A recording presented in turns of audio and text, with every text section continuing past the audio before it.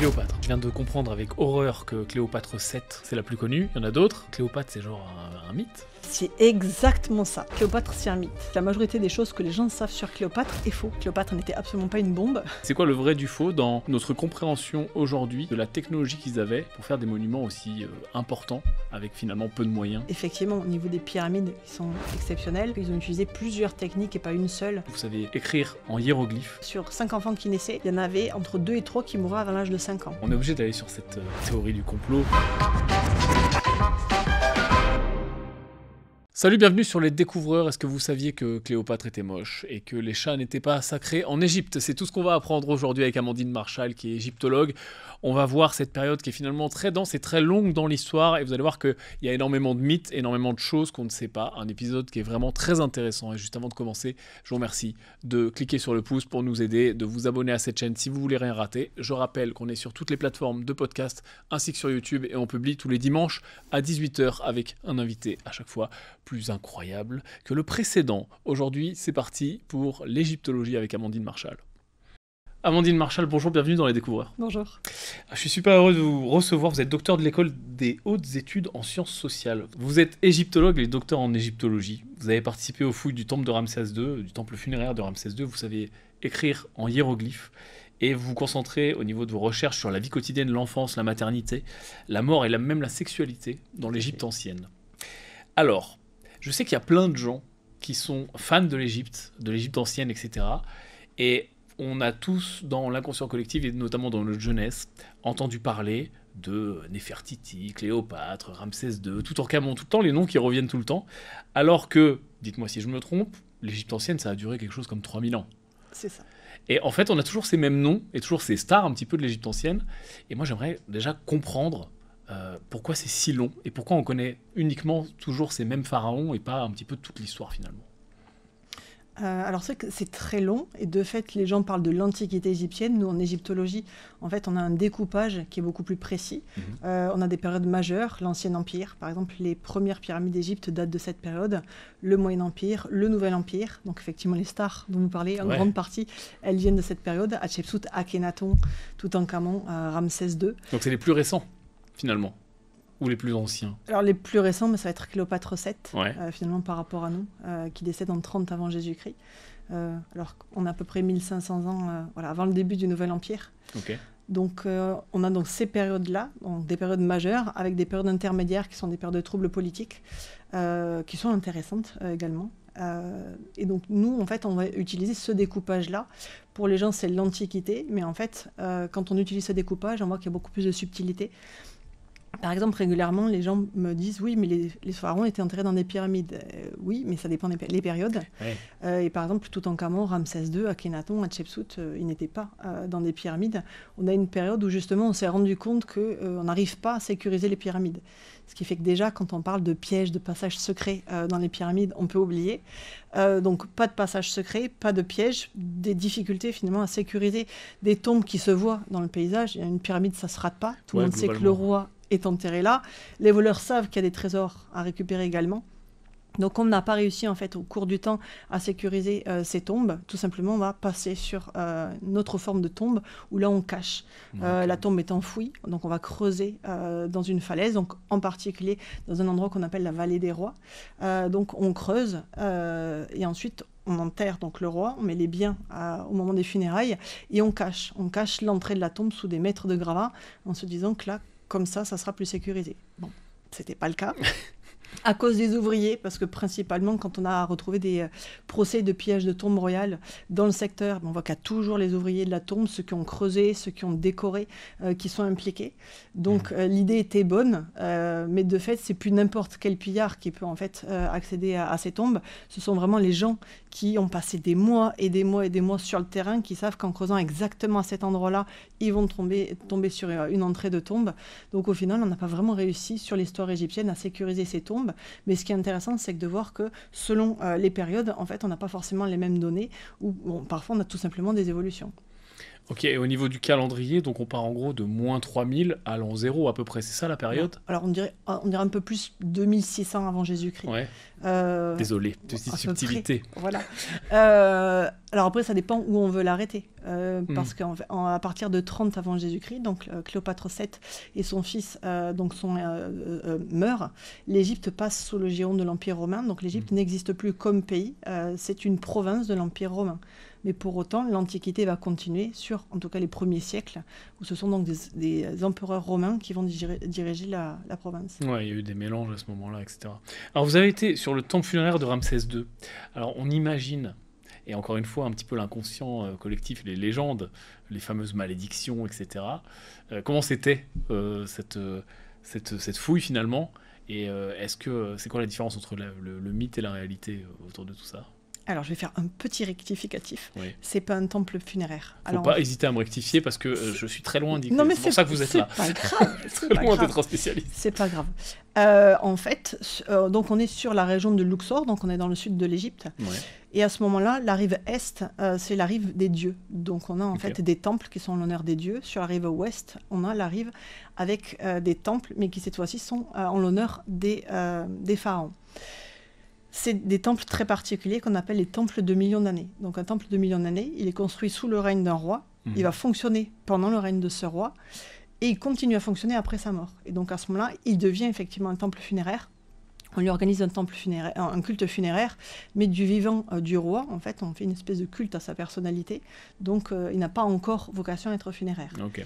Donc ce temple-là, c'est le 3e temple le plus grand d'Égypte, donc réalisé en l'honneur de Ramsès II. Il va être établi sur un site qui, à ce moment-là, est occupé par un autre temple de millions d'années qui a été réalisé pour Hatshepsut, une des rares femmes à avoir gouverné comme pharaon, et son neveu et beau-fils Thothmosis III. Donc les architectes ne s'embarrassent pas du fait qu'il y a déjà un temple, ils vont le démonter intégralement, ils vont réutiliser les blocs sur site.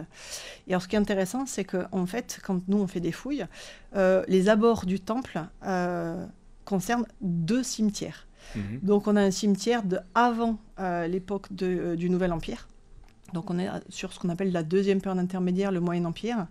Donc on est aux alentours de 2000, dans les 2400 à peu près, 2000 avant Jésus-Christ. Donc ce qui est intéressant, c'est que cette zone, elle a servi donc de cimetière pour des gens fortunés. Donc on a des tombes qui sont très grandes. Donc le principe des tombes, c'est qu'on a ce qu'on appelle un puits funéraire. Donc on a une entrée sur plusieurs mètres en général, un couloir funéraire qui mène éventuellement à une chambre funéraire ou encore un autre puits funéraire et une chambre funéraire. Ces tombes-là donc, peuvent être vraiment très grandes. On en a une, juste le couloir qui mène à la chambre funéraire fait 50 mètres de long. Voilà, pour quand même donner une idée. C'est un appart. Pas voilà. Donc par la suite, on abandonne cette zone comme cimetière, ça devient une espèce de terrain vague. On va avoir donc ce temple qui va être construit, puis par la suite démonté. Le Ramesséum, donc le temple de millions d'années de Ramsès II, qui va être donc construit, fonctionner pendant le vivant de Ramsès II. Après sa mort, il fonctionne pendant 3 siècles et demi. C'est absolument énorme. On n'a aucun autre temple qui va fonctionner autant de temps. Donc on voit que vraiment il joue un rôle non seulement religieux mais également économique. Des décennies plus tard, on a une grève d'ouvriers sous un roi qui s'appelle Ramsès III, alors qu'il n'a pas de lien de parenté avec Ramsès II. Et en fait, ils ne sont pas payés. Le roi vit un peu au-dessus de ses moyens. Et donc, ils vont faire une grève, la première grève connue de l'histoire. Ils vont se plaindre au Ramesséum. Donc, ils vont venir avec leur pancarte au pied du Ramesséum, du coup, pour se plaindre. Donc, ce temple, voilà, est vraiment très, très important. Et un jour, on décide tout simplement d'arrêter. Donc les gens vont travailler, ceux qui travaillent au temple vont aller travailler ailleurs. La zone est abandonnée et elle va être récupérée comme cimetière. Et on peut comprendre, en fait, il y a énormément d'annexes tout autour du temple, beaucoup de pièces. Et donc, tout simplement, les gens se disent, c'est royal, en fait, je vais récupérer cette pièce-là pour enterrer mes morts. Donc, on a des espèces de petites concessions qui vont se faire un peu partout. Ce qui fait que quand, en fait, on fouille, par exemple, moi, j'ai eu la chance de pouvoir fouiller ce qu'on appelle la maison de vie du Ramesséum. La maison de vie, c'est une institution scolaire. On n'en a trouvé que 2. Donc c'est pour ça que c'est une vraie chance, parce que moi, qui m'intéresse justement, notamment aux enfants, je travaille en thèse sur les enfants d'Égypte ancienne, c'était fabuleux de pouvoir travailler sur ce secteur-là. En fouillant la cour de récréation, on est tombé sur des Maccabées. Voilà. Donc, les enfants n'auraient pas pu les trouver parce que ce sont des tombes qui sont postérieures donc à l'utilisation du temple. Mais de fait, ce qui est vraiment intéressant, c'est qu'une fois qu'on a fouillé donc ces annexes pour voir justement à quoi elles correspondaient, comment les utiliser, le sous-sol peut aussi nous donner des informations importantes. Ouais, donc ils recyclaient vraiment leurs bâtiments Complètement. sur des générations.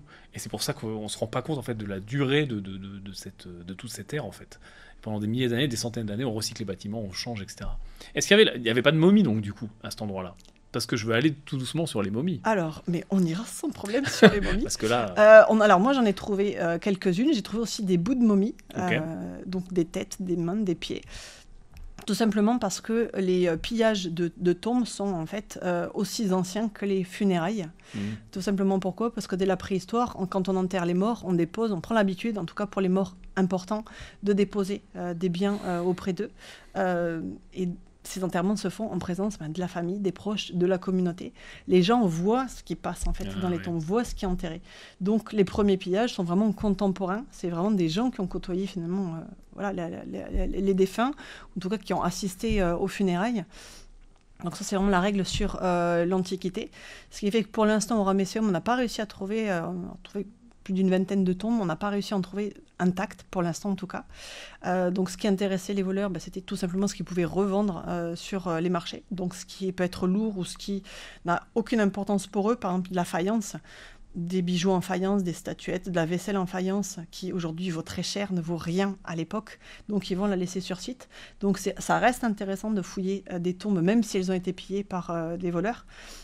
Le problème, c'est qu'effectivement, on ne ménage pas les corps. On sait que potentiellement, il peut y avoir des bijoux ou des amulettes, éventuellement, avec des pierres précieuses, semi-précieuses ou en métaux. Donc, on va également s'attaquer aux corps. Et le souci, c'est que si les corps sont momifiés, en règle générale, on va les protéger par la suite par des bandelettes. Et on va coller ces bandelettes très souvent avec de la résine. Et en fait, la résine, c'est une espèce de béton armé une fois que c'est sec. Et donc, très souvent, ils attaquent à la hache, au poignard, à l'épée. Et donc, clairement, il les démembre. Et une momie, c'est fragile. Donc, effectivement, les momies peuvent perdre leur tête, peuvent faire un bras, un pied, une jambe. Donc, de fait, c'est arrivé de trouver en fait, des bouts de momies. Mais en plus, ce qui est dingue, c'est de trouver des bouts, mais jamais, de fait, le corps complet. Moi, ça m'est arrivé de trouver 2 pieds qui appartenaient clairement à la même personne à 3 jours d'écart. On ne sait absolument pas ce qui est passé sur le reste du corps. Donc, très clairement, il a été sorti de la tombe, et puis des charognards ont fini par le prendre, l'emmener certainement plus loin. Donc, de fait, on a pu trouver des momies complètes. C'est compliqué sur ce site parce que les momies qu'on a pu trouver sont surtout de l'époque donc tardive, donc après le temple, à une époque où en fait les embaumeurs ont testé différentes méthodes de momification pour rendre la momification plus accessible à un plus grand nombre. Donc il faut vraiment imaginer que sur une grande partie de l'Antiquité, la momification est vraiment réservée à l'élite qui seule a les moyens de se payer une belle momification. C'est ce que j'allais vous demander, pourquoi en fait? Parce qu'une belle momification, c'est 70 jours de travail. Ah ouais. Donc on emploie plusieurs personnes, on emploie des produits, notamment ce qu'on appelle le natron, qui est une espèce de gros sel qui est très cher. On ne le trouve que dans un seul endroit et on a besoin de dizaines de kilos par personne. Donc financièrement, en fait, la majorité des gens ne peuvent pas suivre. Donc il faut vraiment imaginer que sur une centaine de personnes, on a 2, maximum 3 qui vont avoir les moyens de se faire momifier. Donc très peu. Et donc à partir de ces périodes tardives, les embaumeurs cherchent, réfléchissent pour vraiment essayer de trouver des moyens de momifier plus rapidement, plus simplement, de façon donc moins onéreuse. Pour faire baisser les prix, c'est un vrai commerce. Et puis ça, on a des anecdotes géniales. On a des procès d'embaumeurs qui portent plainte les uns contre les autres parce qu'un tel a piqué une momie qui était... le gars habitait dans ce secteur-là, donc c'est moi qui aurais dû le momifier, c'était mon quartier. Wow. Donc oui, on a quand même des anecdotes assez sympas. On n'imagine pas ça du tout comme ça. Enfin, c'est un commerce. Ouais, avec le recul, quand on regarde un petit peu cette époque, on a d'un côté... des constructions qui sont incroyables, etc., les pyramides, et d'un autre côté on se dit c'était un peu la préhistoire entre guillemets, et c'était des gens qui étaient qui avaient peu d'accès à la technologie, à la connaissance, à la science, alors que pas du tout. Ça ressemble à quoi le quotidien à cette époque-là? Alors ça dépend le quotidien de qui, parce que le quotidien des élites c'est absolument pas le quotidien du peuple. Il y a différentes castes, comment c'est organisé? En fait, il faut vraiment imaginer que dans les 80-85% de la population, on est vraiment sur des classes très modeste. Ouais. Ça va être les paysans, ça va être les artisans. Il y a des esclaves. La main-d'œuvre. Grande question, qu'il y ait des esclaves. Alors, qui bâtissent les pyramides, etc. Alors en fait, moi quand j'étais étudiante donc à l'université, j'ai entendu mes professeurs dire qu'il n'y avait pas d'esclaves, qu'il y avait en fait des espèces de systèmes où on prenait des prisonniers de guerre qui, pendant un certain temps, devaient effectuer un travail donc forcé malgré tout, mais qu'ensuite ils récupéraient leur liberté. Et de fait, c'est fou. Mais donc ça, c'est une bêtise que j'ai racontée en fait. Voilà, ma plus grande honte parce que j'avais pas les bonnes infos. J'ai pas pensé en fait que ces infos-là, étant donné qu'elles venaient de professeurs, pouvaient être incorrectes. Et non, de fait, c'est faux. Il y avait bien des esclaves, on ne sait absolument pas le quantifier. Il y avait des esclaves qui travaillaient pour la couronne. Après, au niveau du peuple, du coup des élites, c'est beaucoup plus compliqué à mesurer. Mais par contre, on a des papyrus qui nous parlent justement de fuite de serviteurs. Il y a un papyrus très intéressant qui s'appelle le papyrus de l'adoption, que justement moi j'ai étudié dans le cadre de mes recherches sur la sexualité en Égypte ancienne, où en fait un homme indique clairement qu'il a acheté avec sa femme une esclave. Donc, alors, le problème aussi, c'est que le terme hémet ou hem au masculin est employé aussi bien pour serviteur que pour esclave. Donc ça aussi, ça aide. C'est très pratique. C'est vraiment le contexte qui va permettre donc de savoir éventuellement si on parle plutôt d'un esclave ou plutôt d'un serviteur. Voilà, un serviteur qui s'enfuit, limite on lâche les chiens pour le récupérer, clairement c'est pas juste un serviteur. Une personne qu'on achète, c'est pas un serviteur. Donc oui, il y avait bien des esclaves. Après, c'est vrai que arriver à cerner plus précisément, c'est beaucoup plus compliqué que ce qu'on pourrait le penser, parce qu'on n'a pas beaucoup de textes. On en a beaucoup plus à l'époque gréco-romaine, où effectivement, on a déjà cette pratique-là chez les Grecs et chez les Romains. Ouais, parce qu'on s'imagine tout le temps que ceux qui ont bâti les pyramides, c'était des armées d'esclaves, etc. Alors des armées, non, mais de fait, il y a une main-d'œuvre servile qui en fait est de deux sortes. Donc effectivement, il y a eu des esclaves pour bâtir des pyramides, qui ne semblent pas être d'ailleurs la majorité des gens qui ont construit les pyramides. À ces époques-là, on a une espèce de droit qui correspond un peu au servage, comme on a au Moyen-Âge, avec les paysans. Donc un travail forcé, récurrent, mais sur une période qui est très limitée. Okay. Donc au moment de la crue du Nil, quand les champs sont complètement inondés, donc on est à peu près sur 3-4 mois dans l'année, les paysans sont désœuvrés, le pharaon va utiliser cette manœuvre qui est quand même assez conséquente sur tout le pays pour justement en fait la réquisitionner pour qu'ils viennent en fait participer aux travaux, ne serait-ce que tirer les blocs de pierre. Ça ne demande pas des compétences particulières. Bon, une santé quand même un peu importante, c'est pas mal. Mais de fait, il y avait vraiment donc cette main-d'œuvre-là, des gens qui travaillaient à demeure, qui travaillaient vraiment sur site, qui étaient eux beaucoup plus spécialisés dans la taille de pierre notamment. Donc on avait vraiment beaucoup de gens qui participaient. Donc une main-d'œuvre servile avec des esclaves et des gens qui étaient contraints sur un laps de temps assez court, mais tous les ans, de venir travailler, puis des spécialistes. Ok, donc si je remonte un peu l'échelle sociale, donc on a les esclaves, les gens qui sont contraints, les paysans, et après on a les des gens commerçants. Qui sont contraints sont sur cette période-là, en tout cas à l'Ancien Empire, parce que cette espèce de servage, on va plus l'avoir après aux époques suivantes. Okay. Donc c'est là aussi où c'est intéressant, c'est de se dire que quand on dit, nous, l'Antiquité, on voit ça comme une espèce de bloc de 3000 ans. Non, il y a énormément de variantes. Il y en a beaucoup aussi au niveau de la momification, sur les techniques de momification qui évoluent aussi au fil du temps. Donc, c'est ça qui est difficile à sentir avec cette époque, parce qu'en effet, elle est tellement longue, et le peu de choses qu'on en a quand on n'est pas spécialiste, c'est les films, la télé, Astérix. Et donc en gros, juste qu'il faut mettre la poubelle. Exactement. C'est exactement pour ça qu'on en discute. Et donc du coup, ce fameux pharaon, donc, qui est le roi, qui est vu un petit peu comme un dieu également, j'ai l'impression. Comment est-ce qu'il gouverne ? Une grosse partie de l'histoire antique, le pharaon se présente comme le fils des dieux, donc pas comme un dieu. Okay. Il y en a vraiment deux qui vont faire exception, c'est Akhenaton. Alors, je sais pas si on en parlera, mais on va en parler. Beaucoup à dire sur Akhenaton.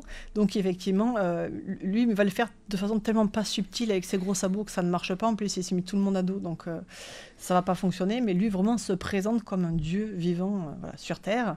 Et le second qui va le faire, qui va tirer d'ailleurs des leçons de ce qu'a fait Akhenaton, voir où il s'est raté, en gros. Et ce qu'il faut récupérer, c'est Ramsès II. Et Ramsès II va vraiment se présenter comme un dieu vivant sur Terre. Les gens y croient ? Alors, une nouvelle fois, c'est très compliqué parce qu'on n'a pas... Alors, c'est très compliqué, c'est très frustrant. Parce que chez les Grecs et les Romains, on a toujours des gens qui vont commenter, tel personnage, que ce soit un empereur, que ce soit un général. Donc on sait s'il est apprécié, pas apprécié, de qui. On peut avoir aussi d'anecdotes sur la vie. Il n'y en a pas ça, en fait, pour les pharaons. On n'a personne qui commente la vie de ces gens-là. On ne sait pas s'ils étaient gentils, bienveillants, s'ils étaient manipulateurs. Il n'y a pas de biographie. Mais non, voilà, il n'y a pas de biographie. Il n'y a personne qui, dans un courrier, va dire « Ah oui, quand même, je trouve que le roi, ce qu'il a fait, c'était vraiment super, il est sympa. » Ou à l'inverse, quelque chose de très négatif. On n'a pas. Donc ça, c'est vrai que c'est assez frustrant. On ne peut pas en fait rentrer dans l'intimité finalement de ces gens-là. On les voit que à travers des documents officiels. Donc bon, voilà, ça c'est un petit peu le côté un peu dommage. En ce qui concerne Ramsès II, on peut penser qu'effectivement, en tout cas sur la fin de sa vie, les gens y croyaient vraiment, parce qu'il faut vraiment avoir en tête que l'espérance de vie à cette époque-là, elle tourne autour de 25-30 ans. D'accord, pour une majorité de gens. Donc, bien sûr, il y en a qui, heureusement, allaient au-delà, mais ça veut aussi dire qu'il y en avait beaucoup qui n'allaient pas au-delà de 25 ans. Et Ramsès II va avoir un règne de 67 ans. Enfin, il meurt au début de sa 67e année. Et il est décédé aux alentours de 90 ans. Donc déjà, rien que ça, pour les gens à l'époque, on se dit, mais waouh, en fait, maintenant, c'est vrai, il ne meurt pas. Il ne meurt pas.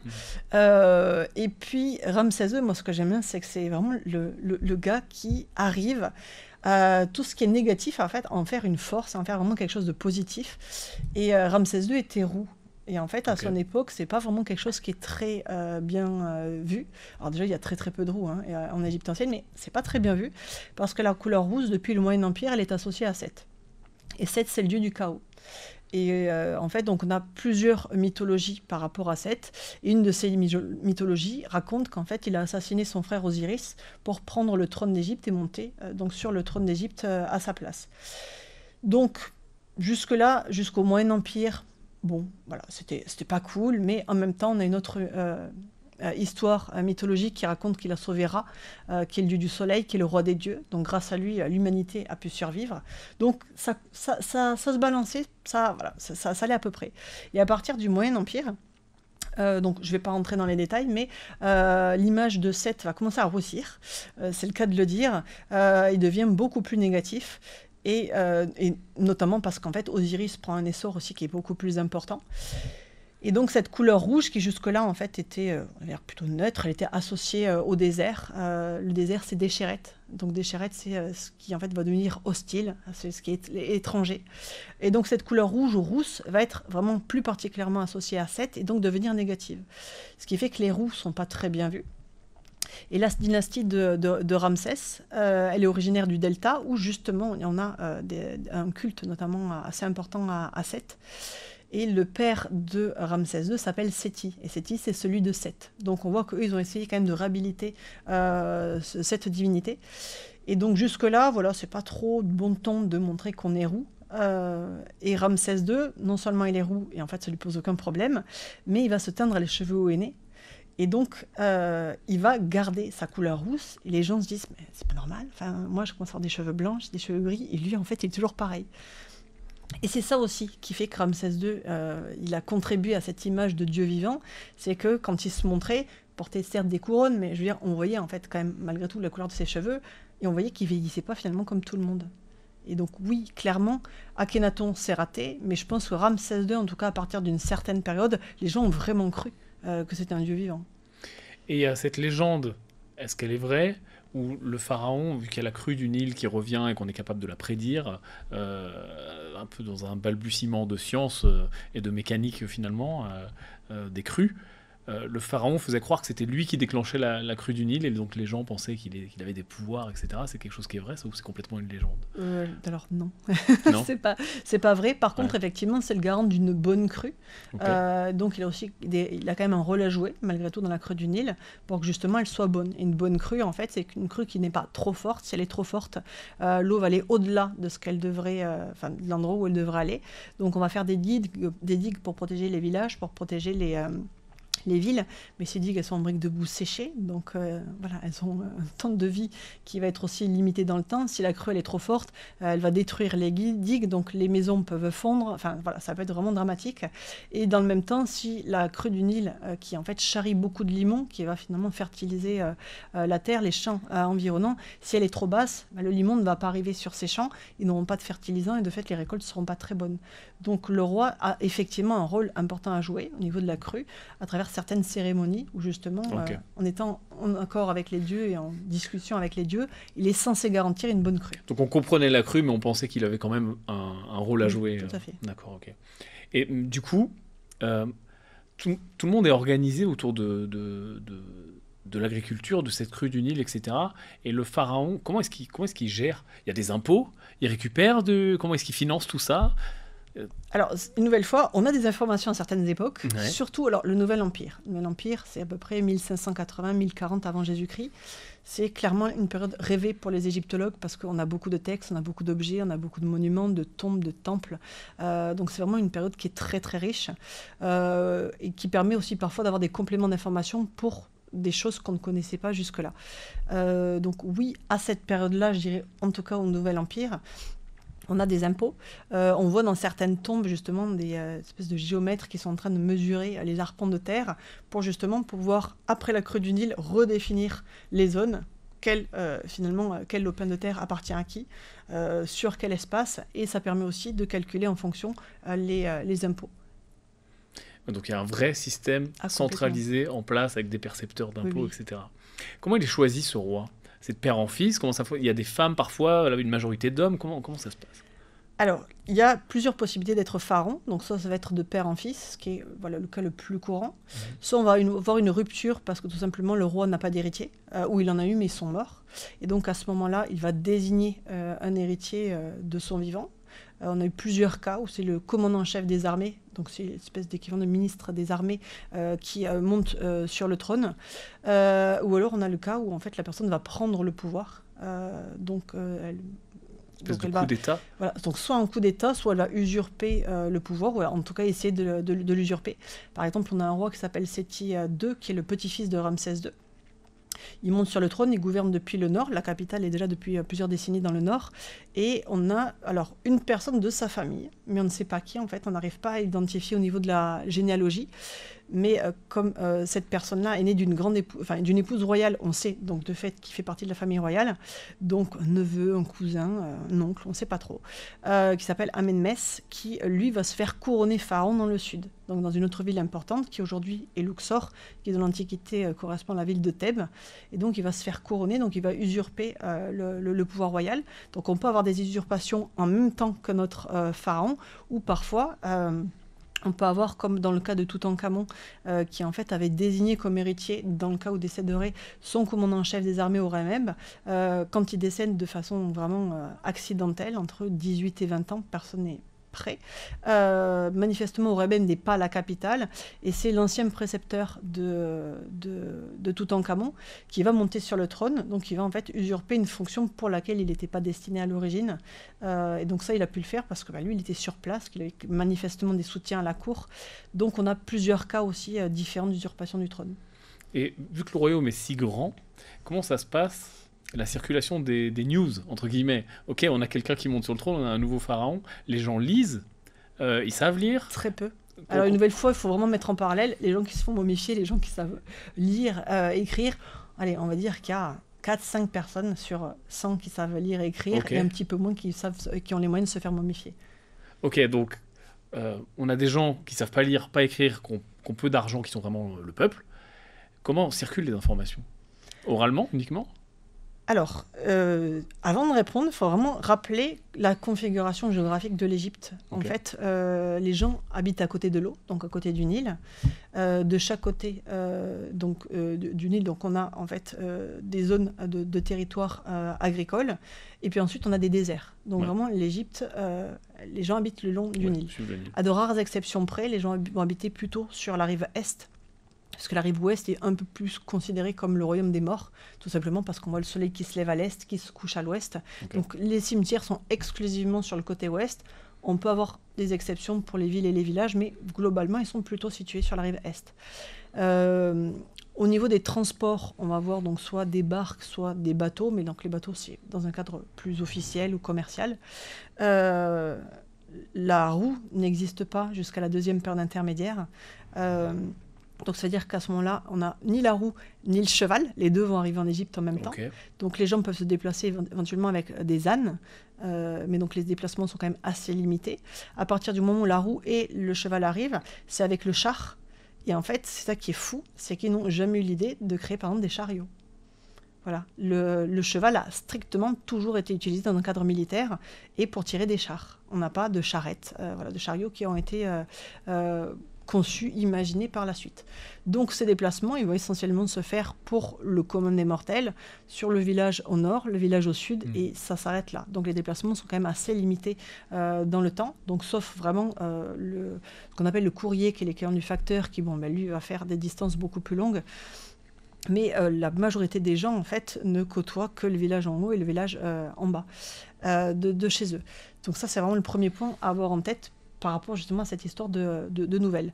On peut penser, par rapport notamment à des contes qu'on peut avoir, qu'il y avait des colporteurs donc qui vendaient différentes choses et qui, effectivement, eux, faisant des distances plus longues, pouvaient effectivement apporter des informations. Malgré tout, la majorité des informations qui circulent vont être des informations officielles, contrôlées par le pouvoir en place, et donc avec de la propagande. Il y en a énormément de propagande. Quand Ramsès II revient de Syrie, d'une cité qui s'appelle Kadesh, où il va y avoir une bataille incroyable, avec vraiment 2 très grosses armées en place, quand il rentre un peu partout, il va faire placarder sur des murs de temples, mais jusqu'en Nubie, donc vraiment de façon vraiment très très importante et très large, la nouvelle va circuler que Ramsès II a remporté la guerre contre le roi des Hittites, sauf qu'en fait, c'est pas tout à fait le cas. Non seulement il n'a pas gagné la bataille, mais en plus, quand il rentre, il voulait récupérer Kadesh, qui était entre les mains des Égyptiens, des Hittites. Kadesh reste entre les mains des Hittites. Il part, il n'a pas réussi à récupérer la cité. Donc, il va faire une espèce de situation neutre, quelque chose, une espèce de victoire absolument éclatante à sa gloire, parce qu'il est trop fort. En plus, on explique qu'il était tout seul sur le champ de bataille, son armée l'a abandonné. Donc c'est vraiment grâce à lui, c'est vraiment la propagande qui est mise en place, et c'est complètement faux. C'est complètement faux. La deuxième période intermédiaire, donc ça c'est vraiment important d'en parler, puisqu'on me laisse la parole, parce qu'il y a tellement de bêtises qui continuent à circuler là-dessus que c'est assez hallucinant. C'est ce qu'on appelle donc une période intermédiaire, parce qu'on est sur une période de troubles politiques. En fait, on a un pouvoir royal qui va se déliter tout simplement parce que le roi n'est plus très puissant. Il n'arrive plus à garder à la cour les nobles qui préfèrent, pour beaucoup, ils sont gouverneurs de province, qui préfèrent en fait rentrer dans leur province. Et puis finalement, le pouvoir royal va s'éteindre tout simplement. Il n'y a même pas de révolution. Les gens se fichent du roi, en gros. Et on va avoir en fait des dynasties de familles importantes qui vont émerger, une dans le nord et l'autre dans le sud. Et il se trouve qu'au moment où justement ce pouvoir royal commence à se déliter, on va avoir une vague migratoire, mais très importante, sur quasiment un siècle. Donc c'est pas arrivé du jour au lendemain. Mais effectivement, des centaines et des centaines de personnes qu'on appelle les Hyksos, qui vont en fait s'installer donc progressivement, de façon complètement pacifique, dans le nord du pays, et qui vont participer à cette émergence de cette dynastie donc qui va par la suite prendre le pouvoir et régner, qui va régner sur le nord et sur la moitié de l'Égypte, alors que dans le sud, on a une famille donc égyptienne qui va du coup régner et en fait gérer son propre royaume dans le sud. Ça se passe très bien pendant quasiment 200 ans. Ce qui en fait va mettre le feu aux poudres, c'est que les Hyksos vont s'allier en fait au royaume de Kouch. Le royaume de Kouch, c'est un royaume qui se trouve en Nubie, et il se trouve que depuis l'Ancien Empire, le nord de la Nubie est annexé par l'Égypte. Pourquoi ? Parce qu'en fait, il y a 2 mines d'or. Il n'y a pas d'or en Égypte, mais il y a 2 mines d'or à cet endroit-là. Donc, l'Égypte est intéressée par ces ressources. Et donc, en fait, quand les Hyksos vont s'allier au royaume de Kouch, qui est un royaume puissant, qui justement, en fait, est une menace pour les rois égyptiens du sud, parce qu'ils veulent récupérer cette partie nord, les rois égyptiens du sud vont se sentir pris entre eux, finalement, le marteau et l'enclume, et c'est eux qui vont déclencher les hostilités. Et ces hostilités, en fait, quand les gens en parlent, on a l'impression que ça a duré quasiment des siècles, ça a duré une 20aine d'années. Donc vraiment une toute petite partie de cette deuxième période intermédiaire.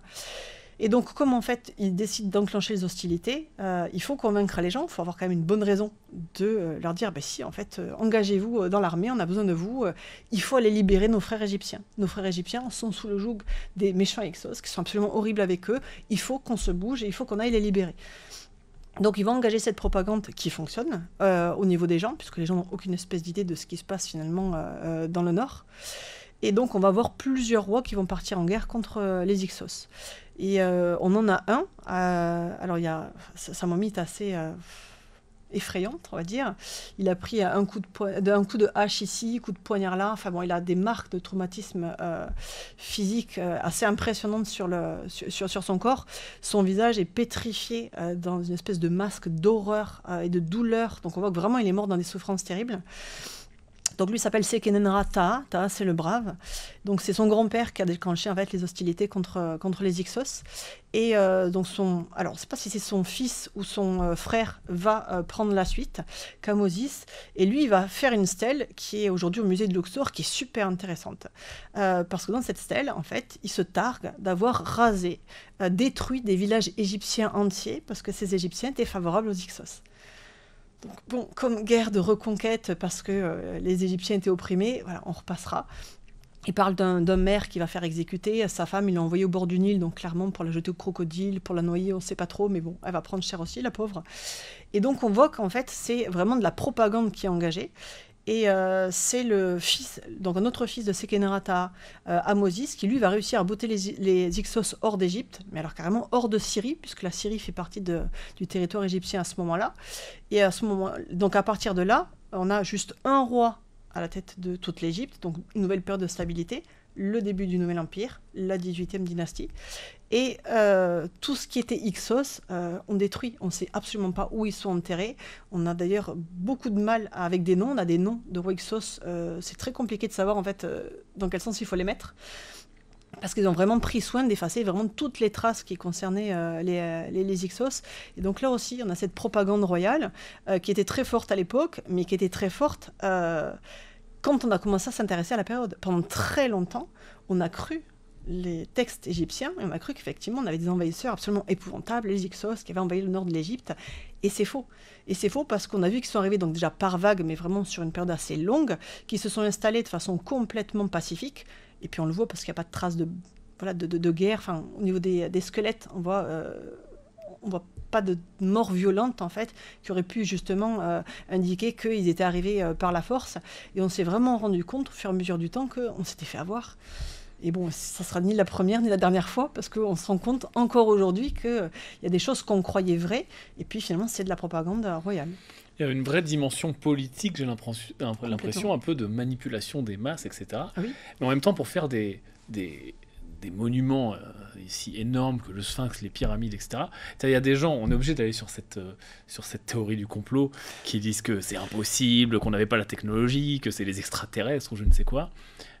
C'est quoi le vrai du faux dans... Bien sûr, j'imagine que c'est pas les extraterrestres, vous allez pas me dire ça aujourd'hui, mais c'est quoi le vrai du faux dans notre compréhension aujourd'hui de la technologie qu'ils avaient pour faire des monuments aussi importants, avec finalement peu de moyens?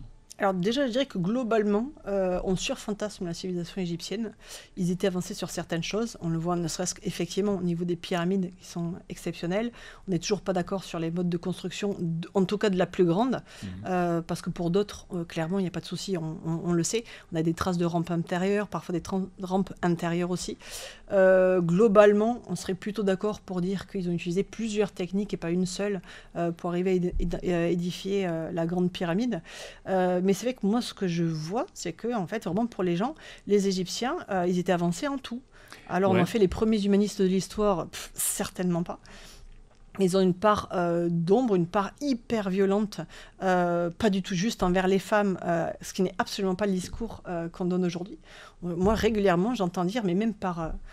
des égyptologues, des pseudo-égyptologues, parce que ça, il y en a beaucoup, que les hommes et les femmes étaient égaux, que la femme, elle avait le droit de divorcer. Moi, j'adorerais avoir juste une attestation, hein, parce que là, pour le coup, moi, je les ai cherchés, je les ai pas trouvés. Donc, de fait, non. Alors, un point, juste, vraiment, je fais une parenthèse, hein, mais au niveau justement de l'égalité homme-femme, on nous dit que, donc, soi-disant qu'ils avaient les mêmes droits. Moi, dans le cadre de mon livre sur la sexualité en Égypte ancienne, j'ai étudié le viol. Et déjà, j'étais très surprise parce qu'il y a eu quelques livres qui ont abordé le sujet de la sexualité et il n'y en a aucun qui parle en fait du viol. On en a un qui nous sort 2 lignes et demie, tu crois n'importe quoi. Donc en gros, voilà, il y avait vraiment tout à faire. Et je me suis rendu compte, parce que moi je suis neutre en fait sur le sujet, je connais pas, c'est les sources qui vont me donner les informations, je n'arrive pas avec des idées préconçues, que en fait, le seul viol qui est problématique, c'est le viol d'une femme mariée.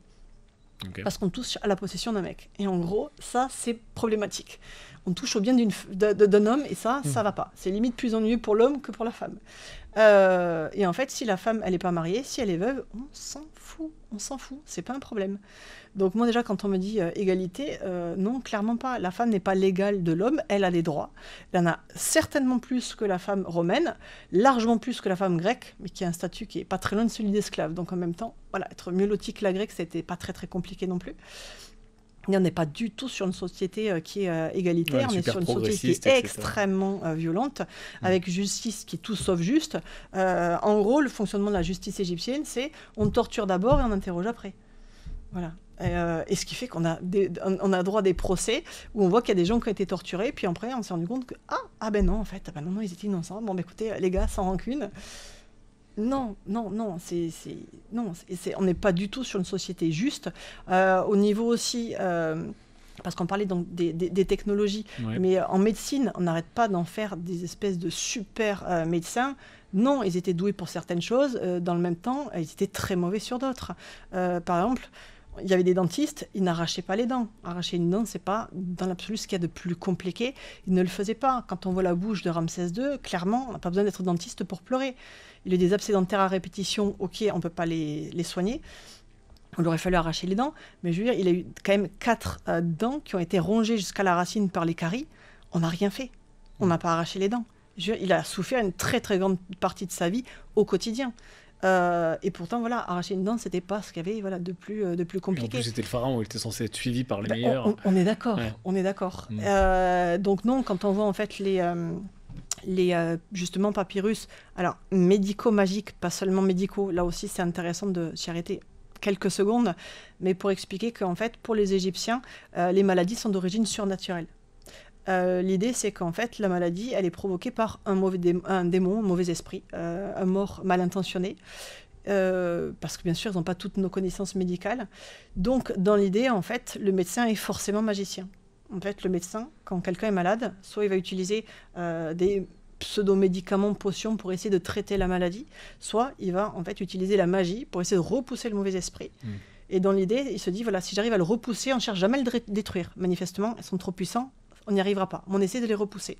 En se disant, si on arrive à le repousser, la maladie qu'il a envoyée va disparaître. Donc la théorie était bonne, bien sûr la pratique ne marchait pas, mais quand on voit que la majorité des médicaments ne marchaient pas, on voit même qu'il y en avait certains qui empiraient la situation, certains qui pouvaient même tuer les patients. Bon, on se dit, mais mieux valait ne pas être malade en Égypte ancienne, voilà, limite, s'en remettre au destin plutôt qu'au médecin magicien. Il y a peut-être plus de chances de s'en sortir. Et donc non, ils ne sont absolument pas avancés, comme on a pu l'indiquer en termes de médecine. Alors c'est que ça fait bondir du coup de certaines personnes qui me disent « Ah, vous n'aimez pas l'Égypte ancienne ?» Je suis un peu égyptologue quand même, à la base. Mais c'est vrai que je me suis rendu compte de façon... assez spectaculaire, qu'il y a des gens qui aiment l'Égypte, mais il y a vraiment des gens qui veulent croire et qui ne veulent pas savoir. Oui, il y a énormément de mythes sur l'Égypte. C'est impressionnant. Parce qu'on me dit, oui, mais moi j'aime l'Égypte ancienne, vous allez me dire que moi je ne l'aime pas. J'ai sorti il y a quelques temps une vidéo sur 5 choses horribles sur 2 grands dieux égyptiens, donc sur ma chaîne Toutankatub. Et sur la vignette, on voyait Osiris et Horus. Donc ils sont vraiment des dieux respectables. Et... une personne sur un groupe fan d'Égypte sur Facebook m'a mis en commentaire « Je vous remercie par avance de cesser de dénigrer la civilisation égyptienne ». Et je lui dis, mais en fait, je suis égyptologue, est-ce que vous avez vu la vidéo? Elle me dit, oui, mais en fait, vous dites des choses qui sont pas bien. Mais je dis, mais est-ce que vous avez vu la vidéo? Donc, elle ne répond pas. Et je lui dis, mais écoutez, alors à ce moment-là, effectivement, alors ne regardez pas la vidéo sur le chat qui n'était pas sacré en Égypte ancienne, parce que, en plus, son avatar, c'était un chat. Parce que je lui dis, de fait, je lui dis, voilà, vous allez tomber de haut. Et puis, enfin, je lui dis, ne regardez pas la vidéo sur les sacrifices humains, enfin, parce qu'il y a énormément de choses, il y a une vraie part sombre, noire, que les gens ne veulent pas voir. peut avoir une espèce d'aura magnifique sur la civilisation égyptienne. Ils étaient tout mignons, ils étaient tout beaux, tout parfaits, et on est très très loin du compte, et c'est normal. Et c'est normal, c'est pas pour ça qu'ils sont pas intéressants, c'est pas pour ça qu'ils sont pas brillants, mais en fait, il faut vraiment remettre les choses en perspective. Et il y a une part d'ombre, de violence qui est assez incroyable, mais qui finalement est commune, je dirais, à un peu toute la société période. antique, tout à fait. Et du coup, je reviens sur le Sphinx.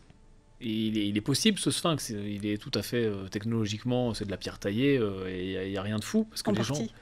Alors, En partie de la pierre taillée, parce qu'en fait, ils ne se sont pas fait suer. Ils ont utilisé une colline. Donc, on a quand même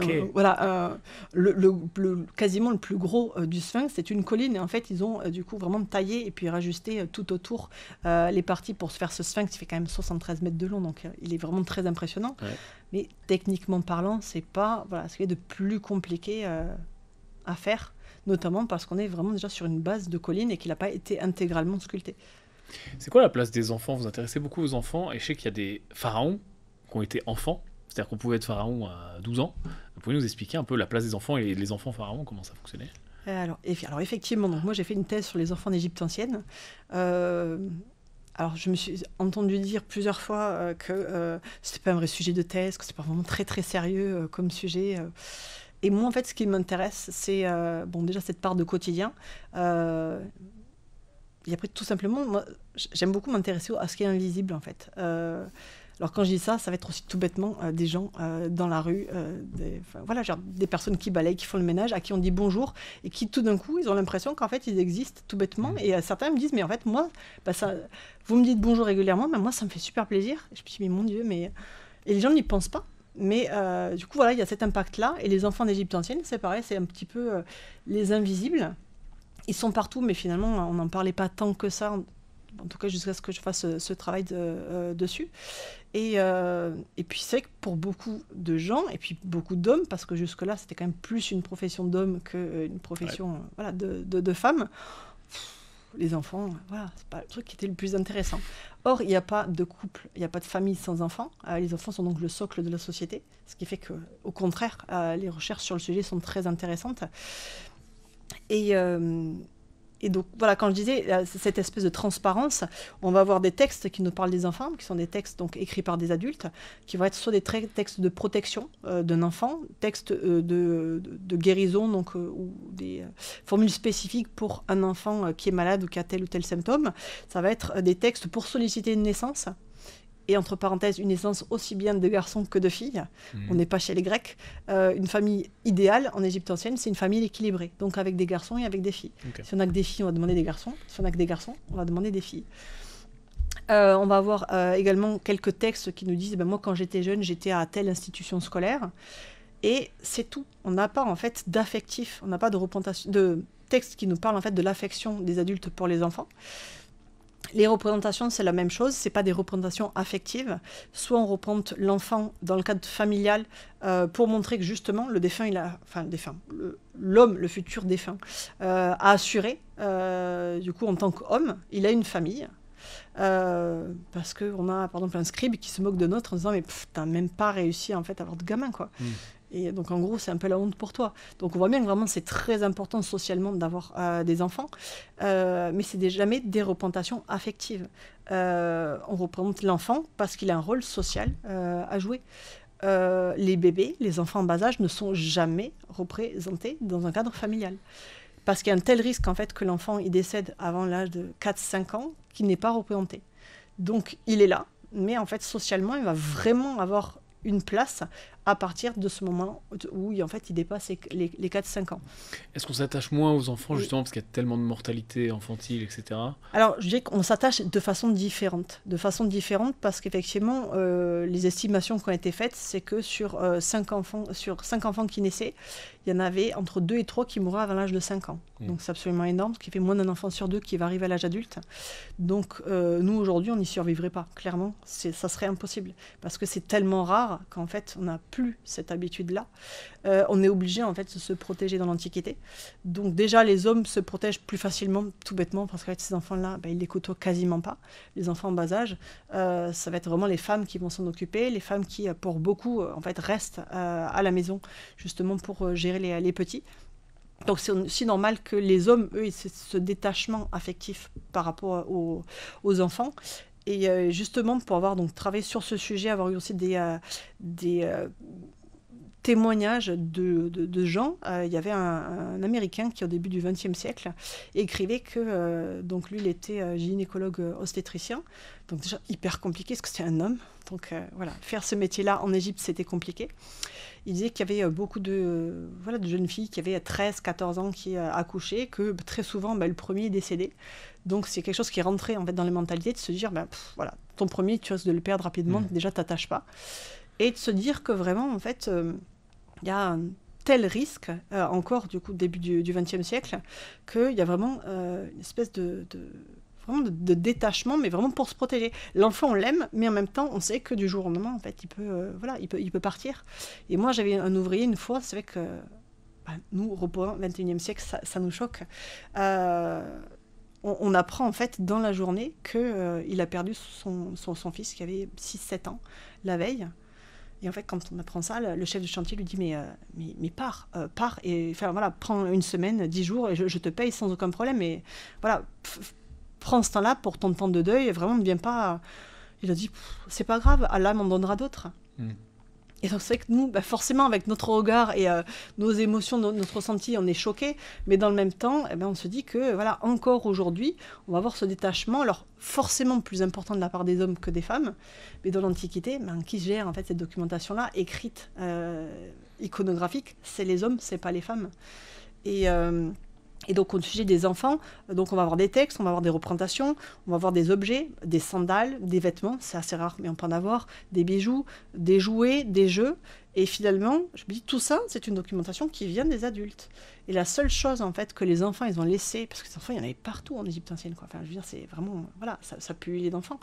La seule chose qu'ils ont laissé, c'est ces brouillons de décollés, que moi, j'ai la chance de pouvoir retrouver, en fait, dans cette maison de vie du Ramesséum, avec des billes. On a retrouvé des billes en place dans la cour de récréation. Donc, ça, c'était magnifique. Donc, je vois déjà aux billes. Donc, je jouais déjà aux billes. Alors, par contre, c'était des billes qui ont plutôt la taille de très, très gros boulards que de billes. Mais donc, ils s'amusaient à ça. Et on voit ces brouillons d'écoliers, et même ces brouillons, mais moi, j'en ai vu certains, donc soit avec des dessins. Je dis, mon Dieu, mais voilà, un enfant en primaire, il fait ce genre de dessin. Donc, des dessins qui peuvent être aussi gravés, ce qui est déjà plus compliqué, ou ils s'entraînent à écrire des signes. Et puis, c'est la galère, parce que le papyrus, ça coûte cher. Donc, on va utiliser soit des morceaux de pierre qui ont une surface à peu près plate, soit tout simplement des morceaux cassés de vase qu'on récupère. On en fait un petit stock, ça sert de brouillon. Mais c'est compliqué, en fait, d'écrire dessus. Puis on n'écrit pas avec un stylo, donc on n'a pas, en fait, la main qui est appuyée, ce qui stabilise un petit peu l'écriture. On écrit avec du pinceau, avec des pinceaux ou avec des roseaux, donc c'est plus compliqué. Et donc, on a des enfants, ils sont fait des pâtés. Voilà, on voit que c'est un peu la galère. Et puis, quand on apprend les hiéroglyphes, on sait qu'en fait, il y a 2 sens possibles de lecture, de la gauche vers la droite ou de la droite vers la gauche, et que parfois, ils se sont loupés. Et ainsi, ils n'y ont pas fait dans le bon sens. Et on se dit, alors lui, clairement, il n'est pas le modèle sous les yeux. Parce que s'il l'avait eu, il n'aurait pas en fait fait cette erreur-là. Donc, dans le même temps, c'est génial parce qu'on se dit c'est vraiment quelque chose que l'enfant, en fait, vraiment a fait et nous a laissé. Et dans le même temps, ça nous permet aussi de déduire des techniques, des méthodes en fait, d'apprentissage scolaire. On va aller sur les hiéroglyphes, parce qu'on en a tous déjà vu dans notre vie.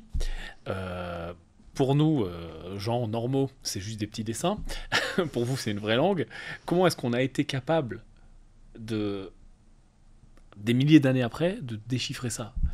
C'est-à-dire que c'est pas purement représentatif, on est d'accord que les hiéroglyphes se traduisent par des sons et des mots, ou c'est uniquement des représentations, genre un oiseau c'est un oiseau, ou un oiseau c'est une lettre? Si c'était aussi simple. Eh oui, j'imagine que c'est compliqué. Non, alors voilà, c'est pas simple du tout. En fait, il y a 3 catégories de hiéroglyphes, ce qui fait qu'il y en a beaucoup. À l'époque de Toutankhamon, de Ramsès II, on a à peu près 500 hiéroglyphes. Okay. Sous Cléopâtre VII, qui est la plus célèbre des Cléopâtres, on a plus de 3000 hiéroglyphes. Bon, là, c'est clairement abusé. Il y en a vraiment beaucoup. Donc, sur ces 500 hiéroglyphes, en fait, donc, on va les dispatcher en 3 catégories. On a des hiéroglyphes qui correspondent à des sons. 1 son, 2 sons, 3 sons, 4 sons. Okay. On a des hiéroglyphes qui correspondent à des mots concrets ou des mots abstraits. Donc, par exemple, une voile de bateau gonflée pour faire penser à l'air, pour faire penser au vent. Un homme qui a le dos courbé, qui marche avec une canne pour faire penser à l'idée de vieillesse. Ou tout simplement un chat, pour dire le chat. Et on a une troisième catégorie, alors qui a un nom très compliqué, mais qui explique en fait quelque chose de très simple, qu'on appelle les déterminatifs. Et en fait, le déterminatif, c'est un hiéroglyphe muet, donc lui, vraiment, on ne le prononce pas, qu'on va trouver à la fin des mots, des noms, des adjectifs, des verbes. Et en fait, ce hiéroglyphe va nous donner des informations sur le mot qu'on vient d'écrire. Donc, par exemple, l'exemple que j'aime bien donner aux enfants quand justement je fais des initiations hiéroglyphes, c'est de leur montrer le mot Maya. Donc, un vrai prénom de l'Égypte ancienne, qui est un prénom mixte. Donc, en fait, à l'oral, si on dit juste Maya, on ne sait pas si on parle d'un garçon ou d'une fille. L'idée, c'est que quand on va écrire Maya, si on veut parler du nom d'un homme, on va dessiner le signe de l'homme assis à la fin de Maya. Si on désigne un prénom féminin, on va dessiner le signe de la femme assise après le mot Maya. Et pour vraiment que les enfants comprennent, je leur dis, voilà, avec le signe de la ville qu'on a vu auparavant, je leur dis, voilà, ça c'est quoi? Ils disent, mais ça, Maya, c'est une ville. Si on met une fleur, Maya est une fleur. Si on met une abeille, du coup, on a Maya l'abeille. Voilà. Le principe, c'est que ce hiéroglyphe nous donne des informations. Et donc là où il est très précieux, c'est que quand on n'a pas déjà besoin d'avoir une phrase pour comprendre vraiment le sens du mot, ce qui n'est pas le cas en France, si je dis juste pièce, et donc en fait on ne sait pas quel sens j'ai précisément en tête, puisque donc pièce a plusieurs sens. Donc ces hiéroglyphes-là sont vraiment très précieux, sachant que là où ça devient un peu plus compliqué, on peut avoir des mots, par exemple à l'Ancien Empire, on a des mots où il n'y a pas de déterminatif, donc on peut galérer un peu. À d'autres périodes, on a des mots qui ont plusieurs déterminatifs. On a des hiéroglyphes qui peuvent avoir plusieurs sons différents. On peut avoir donc des mots aussi qui vont avoir des sons différents. Par exemple, le signe du soleil. Donc c'est tout simplement un rond avec un petit rond à l'intérieur. Le signe du soleil donc, correspond à un son, Ra. Donc son R plus A. Ça veut dire soleil. Et on peut aussi le trouver à la fin des noms de dieux solaires, comme Amon, comme Ra, Aton, Atum.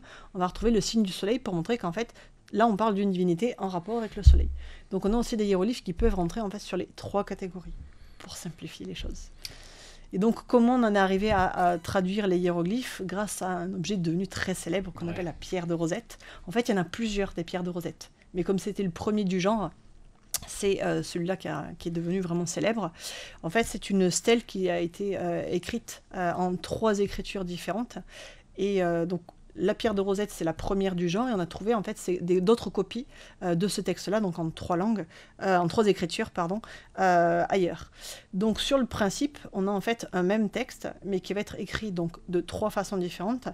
D'une part en grec, parce qu'on a une période où on a beaucoup de grecs. Donc, la majorité des Grecs ne lisent pas l'égyptien, donc il faut qu'ils puissent comprendre le texte. Ensuite, il est écrit en démotique, qui est en fait les hiéroglyphes, mais écrits de façon beaucoup plus rapide, parce que les hiéroglyphes, ça prend du temps à écrire. Bah ouais. Donc l'idée, c'est qu'à un moment donné, il faut trouver une façon de les écrire plus facilement. Dans l'administration, on n'écrit jamais en hiéroglyphes. Voilà, on va utiliser soit le hiératique au départ ou le démotique après. Donc ce sont vraiment des versions très cursives, très rapides des hiéroglyphes. Et comme ce texte concerne des temples, des taxes notamment donc allégées pour des temples, il va également être écrit en hiéroglyphes. Donc on a en fait ces 3 écritures qui correspondent à 2 langues, à l'égyptien, qui s'écrit donc soit en démotique, soit en hiéroglyphe, et au grec. Donc ça, c'est vraiment l'objet de base. Quand il est trouvé, les savants français comprennent tout de suite qu'il y a vraiment une possibilité qu'on arrive enfin à découvrir les hiéroglyphes avec cet objet-là. Donc, malheureusement, on va le perdre. On va perdre une bataille contre les Anglais. Ils vont réquisitionner beaucoup d'objets qui avaient été cumulés par les savants français lors de leur expédition, notamment donc, cette pierre de Rosette qui aujourd'hui est au British Museum. Et donc, on a déjà à cette époque, donc dès l'époque de Bonaparte, des savants qui en fait essayent de comprendre la traduction. Donc, ils lisent tous le grec, pas de souci. Mais après, c'est vrai que c'est plus compliqué. À l'époque où Jean-François Champollion va s'intéresser au sujet, on a déjà parce que vraiment c'est important de le dire, il n'a pas tout fait tout seul. Il s'est quand même beaucoup appuyé sur des travaux d'autres savants, notamment Thomas Young, qui est un savant anglais, qui a réussi en fait à déchiffrer des petits morceaux. Lui, il va avoir un gros plus. Lui, c'est un génie des langues, il connaît plus d'une quinzaine de langues. Il parle genre 15 langues. C'est de fou. Et donc, dans les langues qu'il connaît, il connaît le copte. Et en fait, le copte, c'est la langue égyptienne qui est écrite dans un alphabet qui est très proche de l'alphabet grec. Et ça, c'est pas le cas en fait des autres savants qui étudient la pierre de Rosette. Donc lui, il a tout un vocabulaire égyptien, alors bien sûr qui a évolué au fur et à mesure du temps, mais il a un vocabulaire égyptien qui est déjà très précieux, notamment au niveau des sonorités. Et donc c'est vraiment ça qui va l'aider. Et le déclic, c'est qu'en fait, contrairement aux autres, il comprend qu'il y a 3 classes et pas seulement 2, pas seulement des sons, pas seulement des mots abstraits ou concrets qui sont écrits. Et il va aussi comprendre qu'on a des hiéroglyphes qui peuvent en fait rentrer dans ces 3 cases-là. Et donc c'est vraiment tout, on va dire, cet ensemble de compétences qui va lui permettre de traduire la pierre de Rosette. Et donc enfin on a une compréhension qui s'ouvre de tous les textes. Voilà, c'est incroyable. Du Quand jour au on voit lendemain. tous les textes qu'il y a, Ouais. c'est pas comme s'il y en avait quelques-uns. C'est que là, on se dit, mais mon Dieu, mais le monde de l'Égypte ancienne devient accessible. Parce qu'on n'a plus seulement ou des objets, on a vraiment une clé de compréhension qui est quasiment infinie. Et c'est à partir de ce moment-là du coup qu'on peut lire ces textes. Et donc c'est des textes qui sont uniquement religieux, uniquement dans des temples, uniquement dans des pyramides. Pas du tout. Ou est-ce que justement il y a autre chose? Il y a beaucoup d'autres choses, parce qu'on peut les trouver donc sur des objets, par exemple sur des coffres. Alors, une fois, on va prendre un exemple, la tombe de Toutankhamon, on a retrouvé donc beaucoup de choses à l'intérieur. Entre parenthèses, tombe qui n'est pas découverte intacte, comme on n'arrête pas de le dire. Elle a été pillée à 2 reprises dans l'Antiquité par les voleurs. Pas beaucoup la première fois, la seconde fois, ils se sont un peu plus lâchés, ils ont quand même embarqué 60% des bijoux, ce qui n'est pas rien. Et ça, comme on le sait, grâce aux inscriptions qu'on va retrouver. Donc, qui sont soit en fait écrites directement en hiératique sur les coffres, soit qui sont accrochées à des étiquettes. Le but étant qu'en fait, quand on met tout ça dans le coffre et qu'on l'envoie dans la tombe, il va se passer plusieurs jours, des distances assez conséquentes, et on va être sûr qu'en fait, quand ça arrive dans la tombe, il y a tout. Ah, il y a un inventaire. Voilà, donc il y a un inventaire. Ah, incroyable. Et donc, ce qu'il y a de génial avec justement cette précision-là, c'est que comme les voleurs, la seconde fois, vont en fait se faire arrêter, donc soit dans la tombe, soit à l'extérieur, ils vont donc déjà pas... C'est pour ça aussi donc, qu'ils n'ont pas tout pris. Le fouilleur Howard Carter, en 1922, donc, quand il découvre la tombe, non seulement il voit donc, ce travail incroyable, ces objets qui sont absolument incroyables, mais grâce à ces étiquettes et grâce à ces inscriptions, il va pouvoir faire vraiment un inventaire précis de ce que les voleurs ont pris. Donc on peut avoir donc, ces précisions-là dans la tombe. Sur les coffres, on peut avoir aussi des inscriptions, donc cette fois-ci en hiéroglyphes, l'écriture sacrée. Donc là, on est hors administration, il faut que ce soit beau. Très souvent, qui rappellent tout simplement le nom du roi, qui disent qu'en fait, il est doué de vie pour l'éternité. Voilà, c'est des formule un peu récurrente. Donc on peut avoir des inscriptions sur des objets, sur des stèles. Le principe de la stèle, c'est qu'en fait ça sert à communiquer avec des gens puissants qui vont être en gros les morts, le pharaon, les dieux. Donc on va avoir régulièrement en fait des gens qui marquent des choses sur les stèles, ils demandent quelque chose, ou parfois ils remercient aussi pour quelque chose qui a pu leur être accordé. On va avoir beaucoup de textes sur les paroles de tombes de nobles, des élites, qui donc soit sont des légendes de scènes, soit qui sont vraiment des textes qui concernent le défunt. Des textes donc bien évidemment funéraires, donc à la fois dans les tombes royales et dans les tombes des nobles. Beaucoup de textes sur du papyrus. Donc sur du papyrus, on va avoir des textes très connus, notamment qui s'appellent, alors que nous on appelle aujourd'hui le livre des morts, que les Égyptiens appelaient paroles ou discours pour aller vers la lumière. C'est un peu plus poétique. On va avoir donc beaucoup de textes de vie quotidienne, donc des textes par exemple médico-magiques, on en a parlé tout à l'heure. On a de l'époque tardive un texte mais fabuleux qui en fait liste tous les animaux dangereux qu'il y a à cette époque-là. Donc les scorpions, les serpents, voilà, d'autres insectes pas forcément très cool, qui donnent donc leur nom, qui les décrivent dans le détail. Donc la majorité n'a pu en fait arriver à les identifier et qui disent voilà en fait si ton patient il était mordu par tel serpent, en fait tu peux rien faire. C'est marqué plusieurs fois. C'est terrible. On voit l'impuissance en fait du praticien qui dit là c'est terminé. Ou dans notre cas on dit voilà ton patient va avoir beaucoup de fièvre, voilà qu'est-ce qu'il faut que tu fasses. Et donc dans certains cas on pouvait quand même espérer sauver la personne. Donc ça, forcément, pour nous, c'est extrêmement précieux comme texte. On peut avoir aussi des textes tout simplement de vie quotidienne, des courriers qui ont été envoyés. Alors, on n'en a pas énormément, mais on en a quand même quelques-uns. À Der El Médine, qui est le petit village des artisans qui ont justement construit et décoré les tombes des rois, des reines, des princes, princesses, nobles du secteur de Thèbes, donc vallée des rois, vallée des reines, vallée des nobles. On a en fait un énorme trou à côté du village. Ils ont essayé de voir s'il n'y avait pas moyen d'arriver jusqu'à une nappe phréatique. Bon, ils ont vraiment pas mal creusé, ils se sont rendus compte que non, et donc le trou était là, ils l'ont utilisé comme poubelle. Et donc ça, c'est une vraie bénédiction, du coup, pour nous, parce qu'on a retrouvé, en fait, donc certes, bon, il peut y avoir des objets, mais surtout donc des dessins, par exemple, des artisans artistes qui en fait s'entraînent à dessiner, parfois des dessins pas du tout conventionnels, c'est ça qui est très sympa aussi, des petits mots qui sont envoyés. Alors moi je te commande une fenêtre, donc on a le dessin en fait d'une fenêtre avec les dimensions. Là je voudrais te commander, quoi. Voilà, c'est ça. Voilà, mais moi je veux te commander un an en location pour tant de jours. On va avoir du coup aussi des procès. Et donc ça c'est absolument fabuleux, des procès pour adultère, des procès parce qu'il y en a un qui a loué tant d'ânes et que l'autre l'a pas payé, enfin c'est une nouvelle fois, c'est vraiment un autre monde qui s'ouvre à nous, et puis là c'est vraiment un monde, on rentre en fait dans la vie quotidienne des gens. Et c'est ça qui est fabuleux, parce que vraiment, on voit, mais mon Dieu, c'était le bazar, autant à l'époque que ça peut l'être pour nous aussi. Et ça fait forcément penser à des situations qu'on a pu vivre ou qu'on connaît. Et puis, ça nous rapproche aussi, donc finalement, ça nous rapproche d'eux. Et les chats, et donc, bien sûr, les textes, après, terminé, mais les textes de propagande royale. Bien sûr, il y en a beaucoup. On en a parlé, ouais. C'est ça. Et les chats, on est obligé de parler des chats, parce que vraiment, ça c'est ancré dans la culture, l'inconscient collectif. Les chats en Égypte, c'est un truc super sacré, etc. C'est faux ? Oui, alors c'est un peu vrai, mais c'est tellement faux que je préfère dire que globalement c'est faux. Donc effectivement, j'ai fait une vidéo, non, le chat n'était pas sacré en Égypte ancienne sur ma chaîne. C'est la vidéo qui m'a valu le plus d'insultes, faut quand même le dire. Ouais. Voilà, donc plein de personnes qui m'ont écrit ou qui m'ont mis des messages en disant que j'étais une mauvaise personne, j'aimais pas les chats. C'est juste que j'aime un peu plus la vérité que les chats. Les gens n'ont pas trop de discernement parfois. Les gens sont fous, mais on le dira jamais assez. Il y en a une qui m'a écrit, mais moi je m'en fous, de toute façon mon chat je l'aime quand même. C'est pas les meilleurs. Quoi le rapport ? C'est pas les meilleurs qui commentent. Quoi le rapport ? Bon, et voilà, ou d'autres qui m'ont sorti le Wikipédia, qui a marqué que... Excusez-moi, qui suis-je devant le Wikipédia ? Pardon. Donc non, l'idée, justement, c'était vraiment un des buts de Toutankatub. C'était vraiment de rectifier des idées reçues, parce que de fait, sur l'Égypte ancienne, il y en a beaucoup. Et donc, une de ces idées consiste à dire que donc, le chat était sacré en Égypte ancienne. Donc, une nouvelle fois, quand on parle de l'Antiquité égyptienne, on parle de 3000 et quelques années. C'est très long. Le chat, il devient sacré à partir du 8e siècle, à peu près avant Jésus-Christ. À cette époque-là, ça fait déjà très longtemps, ça fait plusieurs siècles qu'on n'a plus de roi égyptien à la tête de l'Égypte. On a des rois étrangers, okay. On a des espèces d'invasions successives. Donc, sous Hatshepsut, Akhenaton, Toutankhamon, Ramsès II, Khéops, Khéphren, Mykérinos, le chat n'a jamais été sacré.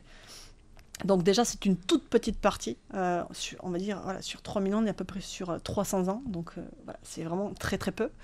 Et ensuite, donc c'est pas que le chat, en fait, on a des divinités des animaux plutôt qui sont en rapport avec certaines divinités, donc le crocodile par exemple avec Sobek.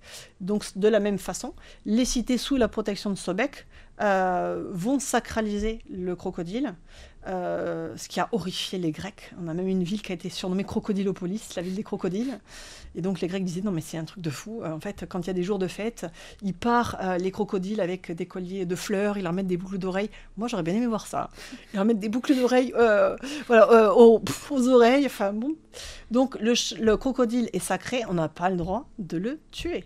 Par contre, lui se gêne pas pour coquer des mollets au passage. Ça, la réciproque n'est pas vraie. Et donc c'est la même chose pour le chat. Le chat, il est sacré dans les cités sous la protection de Bastet. Pour l'instant, on connaît 2 cités. Ok. Voilà. Donc en fait, quand on dit sur toute l'Égypte, oui, c'est pas aussi violent. C'est faux sur du coup l'Antiquité égyptienne parce que c'est vraiment une toute petite période et vraiment très tardive. Et en plus, c'est pas sur l'ensemble du pays, c'est vraiment de façon très très très locale. Et les gens ont des animaux de compagnie, du coup. Il est sacré, on fait des fêtes, etc. Mais il vit avec les gens, le chat ou même le crocodile. Donc le crocodile ne vit pas avec les gens. J'imagine. On n'a jamais essayé de le domestiquer. Même les chiens, etc. Contrairement à la hyène, parce qu'on a des gavages de hyènes à l'Ancien Empire dans des tombes qui disent mais mon Dieu, mais les gars ils gavaient des hyènes en fait. Oui. Et donc ils avaient des hyènes de compagnie. Alors, des hyènes de compagnie, non, en fait, c'est vraiment destination alimentaire. Okay. Donc, on a, par exemple, au niveau du chien, on a vraiment le chien de chasse, qui vraiment est l'usage vraiment premier, originel du chien. Ensuite, on a le chien, effectivement, pour surveiller les animaux. Et on va voir effectivement le chien avec un rapport beaucoup plus proche. On va voir ça aussi pour le chat. Donc on sait que voilà, les gens avaient des animaux de compagnie. On a un prince, on a retrouvé dans sa tombe, alors malheureusement pillé, mais bon, on a retrouvé un petit sarcophage, donc vraiment pas très très grand, donc qui était consacré à sa chatte. Alors malheureusement, on n'a pas la momie de sa chatte. C'est dommage. Mais on sait qu'elle était momifiée parce qu'elle est représentée en chatte sur une paroi et sur l'autre, elle est représentée en momie. Donc on a en fait comme une espèce de corps humain emmailloté, mais il y a la tête de la chatte. La chatte s'appelait Tamiout, ça veut dire 7 chattes. Donc vraiment très basique comme nom. Ouais, voilà, c'est ça, le chat. Mais donc de fait, oui, il y avait donc chat, chien. On a pu voir aussi parfois des petites gazelles. Voilà, représentés sur les tombes, donc on sait qu'ils pouvaient aussi apprivoiser les gazelles. Et certainement aussi des petits singes, cercopithèques, notamment parce que très souvent, on a très souvent, à plusieurs reprises, on a des petites représentations très sympas qui nous montrent des enfants qui tiennent en laisse justement ce genre de singes. Et manifestement, il est dressé pour que les singes aillent en haut des palmiers, palmiers dattiers, palmiers doum, pour récupérer les fruits et puis du coup les leur apporter. Et Cléopâtre. Alors déjà, je viens de comprendre avec horreur que Cléopâtre 7, c'est la plus connue. Il y en a d'autres. Ah oui, si, ça va. Je suis choqué. Et pourquoi elle est plus connue que les autres? Parce que Cléopâtre, c'est genre un mythe. Ah, c'est exactement ça. C'est exactement ça. Cléopâtre, c'est un mythe. C'est-à-dire que la majorité des choses que les gens savent sur Cléopâtre est faux. Voilà. Ben, Donc, il y a beaucoup de mythes effectivement à casser. Donc c'est la plus connue parce que c'est la plus sulfureuse. Donc on a des textes de Romains qui en parlent et absolument pas du tout à son avantage. Et d'ailleurs ce qui est amusant, c'est que voilà, aujourd'hui Internet offre une possibilité incroyable de diffusion de culture ou de non-culture et qu'on a des gens qui n'y connaissent absolument rien mais qui veulent quand même écrire, montrer qu'ils savent et qui donc n'ont pas les bonnes références et qui donc comprennent mal en fait ce que les gens ont écrit. On a donc par exemple des textes qui nous disent que Cléopâtre a une voix vraiment magnifique, elle enchantait les hommes. Et donc on a des gens qui disent oui, Cléopâtre a une voix superbe, en gros elle aurait pu faire sans problème son entrée dans la chorale, sortir des albums, voilà, sans aucun souci. C'est absolument pas ce que la personne a écrit. La personne, elle fait référence à une voix qui enchante les hommes, une voix enchanteresse, c'est une référence aux sirènes. Et dans la mythologie grecque, les sirènes, c'est pas vraiment être comparé à une sirène, c'est pas vraiment un compliment. C'est en fait une personne qui est une féminine qui en fait est perfide et essaye en fait d'attirer les hommes pour qu'au final ils meurent. Donc on ne sait absolument pas si Cléopâtre avait une belle voix ou pas. Par ailleurs, Cléopâtre n'était absolument pas une bombe. On n'arrête pas de la montrer. Il paraît qu'elle est super belle, bombe, etc. Absolument magnifique, incroyable. Dans tous les films, dans les documentaires. C'est ça. Classique. Et c'est absolument pas le cas, tout simplement par rapport à la génétique. On ignore qui est sa mère, on ne sait pas, on n'a aucune mention de sa mère. Par contre, par rapport au patrimoine génétique de son père est... je vais refaire une petite parenthèse, mais pour que les gens comprennent. Donc les Lagides, la famille de Cléopâtre, vont adopter beaucoup de traditions égyptiennes pour justement être plus facilement ancrés dans le paysage égyptien, avoir moins de problèmes. Et dans l'Antiquité égyptienne, le roi peut épouser sa sœur ou sa demi-sœur. Ce qui est parfaitement horrible pour nous aujourd'hui, très choquant, mais qui en fait l'est pas à l'époque, et l'est pas pour plusieurs raisons. D'une part parce que le roi veut toujours se montrer comme le fils des dieux, donc parfois même comme un dieu, et en fait le modèle idéal en Égypte ancienne de couple divin, c'est Osiris et Isis.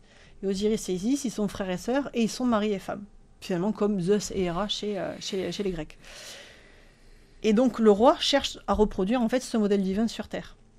Donc le roi peut épouser sa sœur ou sa demi-sœur, c'est pas choquant pour les Égyptiens. Et ça l'est en fait encore moins à cette époque, parce que nous aujourd'hui on a de vrais rapports affectifs ou problématiques avec nos frères et sœurs, mais parce qu'en fait on est quasiment H24 au contact des frères ou des sœurs, ce qui n'est pas le cas en Égypte ancienne dans la famille royale. Dans la famille royale, les garçons sont éduqués par des hommes, les filles sont éduquées par des femmes, ils sont dans des sphères complètement différentes, ils ne se côtoient pas ou très peu. Donc finalement, quand le roi, on lui dit tu vas épouser une princesse babylonienne, cette femme-là, ou ta sœur, c'est une inconnue. C'est une parfaite inconnue, au même titre que finalement une autre femme. Donc comme il n'y a pas ces rapports affectifs-là, comme nous, on peut les avoir, de fait, c'est quand même déjà moins choquant. Ensuite, ils n'ont pas idée de tous ces problèmes de consanguinité qu'on peut avoir, et qui de fait existaient. Un exemple, Toutankhamon est le fils d'un frère et d'une sœur. Il a épousé, donc lui-même avait des problèmes physiques. Il avait un pied beau, il avait des os qui lui manquaient à un orteil, décidément, à un pied. Et alors qu'il est mort très jeune, entre 18 et 20 ans, il avait des os qui commençaient à s'abîmer. Non, ça c'est clairement pas quelque chose de normal. Donc lui, il a été impacté physiquement au niveau de cette consanguinité. Il a essayé d'avoir des enfants avec sa demi-sœur en amont. Ils ont eu donc 2 enfants non viables. Donc il y en a un qui est mort à l'état de fœtus et l'autre qui est mort au moment de la naissance, ou enfin peu avant. Enfin, en tout cas, il n'était pas viable après la naissance. Lui, il avait la colonne vertébrale qui se partageait en 2. Donc de toute façon, il aurait survécu à l'accouchement. Clairement, il n'était pas viable, il n'aurait pas pu survivre très longtemps. Donc de fait, on a cet impact-là, mais que les Égyptiens, en fait, ne pouvaient pas comprendre, parce que beaucoup de gens avaient il y avait des problèmes de malformation qui n'avaient rien à voir avec la consanguinité. Donc on ne pouvait pas, en fait, à cette époque-là, lier les deux. Donc la famille de Cléopâtre a repris, en fait, cette idée de consanguinité. Ce qui vraiment les a pas servi, hein, parce qu'à partir de Ptolémée III, ils sont largement tous tarés dans la famille. Ils passent leur temps, c'est vraiment le passe-temps favori des Lagides, à se tuer entre eux. Donc avec la mère qui tue le fils, le père qui tue sa femme, qui tue sa mère, enfin voilà, ils s'entretuent. Mais il y a quand même chaque fois des survivants pour continuer à procréer et à maintenir la lignée. Et donc pour Cléopâtre, on ne sait pas qui est sa mère, mais donc son père était le fils d'un frère et d'une sœur, qui eux-mêmes étaient frères et sœurs. Donc au niveau de la génétique, en fait, c'est juste impossible que Cléopâtre était belle. Alors quand on voit en fait les portraits, donc les portraits donc qu'on peut avoir, alors de la reine déjà, de fait, on en a très très peu vraiment identifiés. Et pour cause, parce qu'en fait, on ne cherche pas à représenter un roi ou une reine avec ses traits physiques, on cherche à représenter la royauté. Donc la reine dans toute sa splendeur ou le roi. Ce qui fait que les rois, ils peuvent être obèses, ils peuvent avoir des pieds beaux, ils peuvent avoir des malformations, être chauves ou autres. Ils sont toujours représentés de façon vraiment idéalisée, donc vraiment toujours sportifs, très beaux, voilà, avec des traits vraiment très... voilà, vraiment mis en valeur, donc ce qui ne correspond absolument pas à la réalité. Et donc de fait, pour la famille des Lagides, c'est la même chose. Donc il y a des statues, et en fait on ne sait pas si c'est la mère, si c'est la sœur, si c'est la grand-mère, si c'est la tante, parce qu'on a une espèce d'harmonisation au niveau des traits qui ne permet pas de le savoir. L'info, par contre, on va l'avoir au niveau des pièces de monnaie. Les pièces de monnaie n'existent pas en Égypte ancienne, donc elles vont être introduites à partir des Grecs. Et sur les pièces de monnaie, on a les représentations de profils des rois et des reines. Et là, clairement, on voit qu'il y a une ressemblance qui a été vraiment recherchée. D'une part, parce que globalement, ils sont tous très moches. Donc déjà, ça donne un petit indice. Et puis, on voit quand même des différences, vraiment, voilà, au niveau des réalisations de portraits d'un souverain à l'autre ou d'une reine à l'autre. On voit Cléopâtre, une espèce de double menton, on est un peu crochu, enfin... C'est pas un canon de beauté, quoi. Alors peut-être que ça l'était à l'époque, hein, mais en tout cas, voilà, pour nous, aujourd'hui, clairement, ça ne l'est pas. Donc, c'est vrai qu'on en a fait clairement un mythe, mais qui est donc très éloigné de la réalité historique.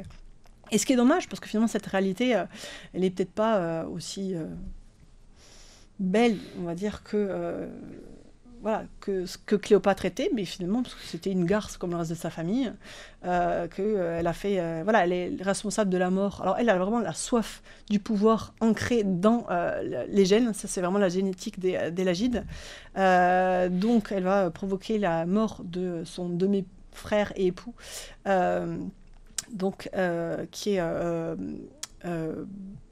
Ptolémée XIV, Ptolémée XV, donc qui sont notre demi-frère qui a à peu près 10 ans quand elle l'épouse, va le faire empoisonner.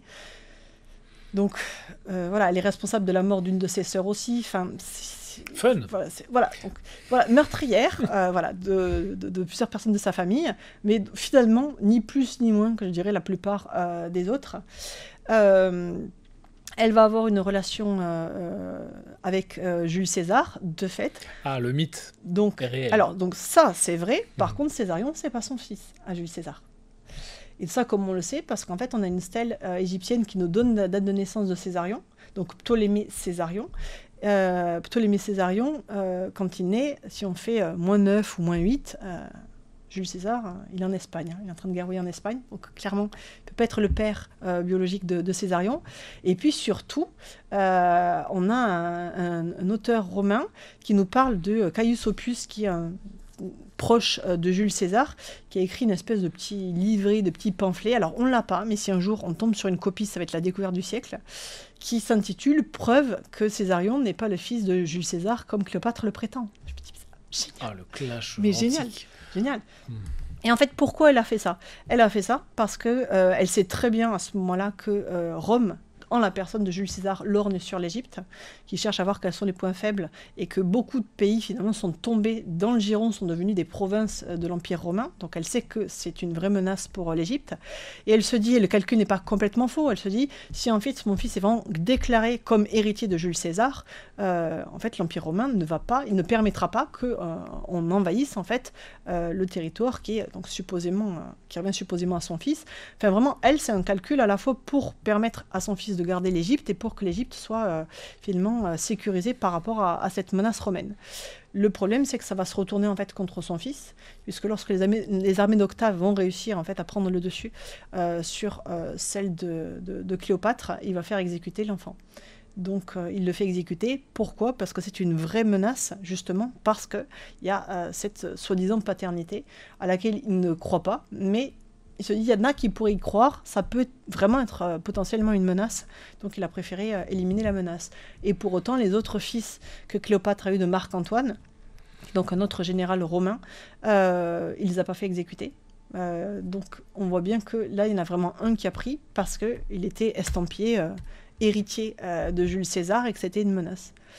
Donc il y a vraiment plusieurs choses qui vont être mises en avant. C'est que donc on a quand même ces textes romains qui sont donc vraiment tous très négatifs par rapport à Cléopâtre, parce que alors déjà une femme qui a du pouvoir, qu'elle soit bien ou pas bien, ça n'a jamais beaucoup plu aux hommes de l'Antiquité. Ça n'a pas non plus beaucoup plu aux historiens mâles qui se sont intéressés aux histoires de femmes comme Hatshepsut, qui est une des très rares femmes à avoir réussi à prendre le pouvoir comme pharaon, qui a pris vraiment des tirs incroyables dans la tête. Une femme assoiffée de pouvoir, une vraie tyran. Aujourd'hui, on sait que c'est pas ça. Mais il a fallu quand même un certain temps pour justement son image soit réhabilitée.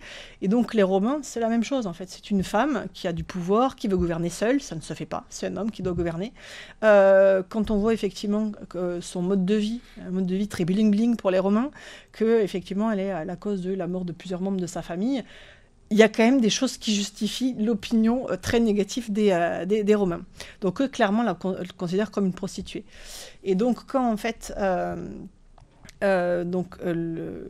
Cléopâtre donc suite à l'assassinat de Jules César, elle se trouve à Rome avec son fils à ce moment-là, donc elle rentre en urgence en Égypte parce qu'elle sait qu'il y a une vraie menace pour elle et pour son fils.